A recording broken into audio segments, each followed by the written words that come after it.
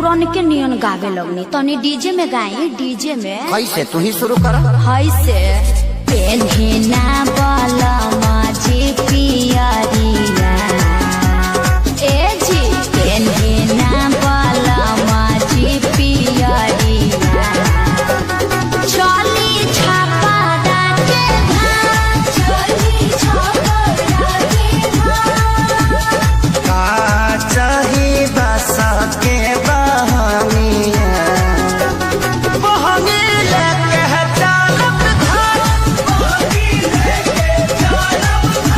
ए अम्मा जी तनी रौरो नाची। हेलो राजा जी प्रणाम करतानी छठ करे के इंतजाम करतानी रउआ हाली से टिकट कटानी कैसे के घरे हम आगे सजनिया हो काहे जी? मिलत नहीं खेरी चरबे सन बड़ी तुहुल बाटे समझ हमार सिचुएशन सिट फूल बाटे मिलत नहीं खेरी चरबे सन। हम कुछ नहीं।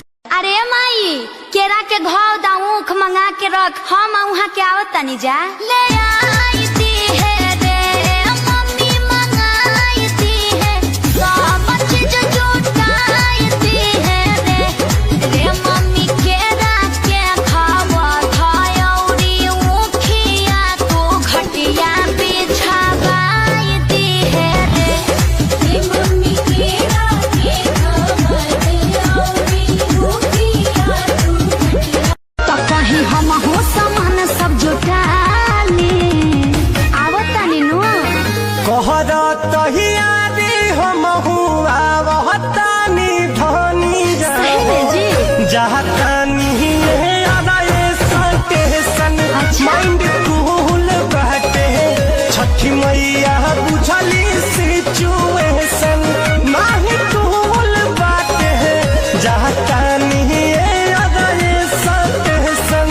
कृष्ण बात मोर सैया होखता रग के समैया मथवा पे दौरा लेके रौरा चली हमारा साथी साथी साथी। तो चलो धानी छठी घाटे चलो धानी छठी घाटे छठी माई के मीठे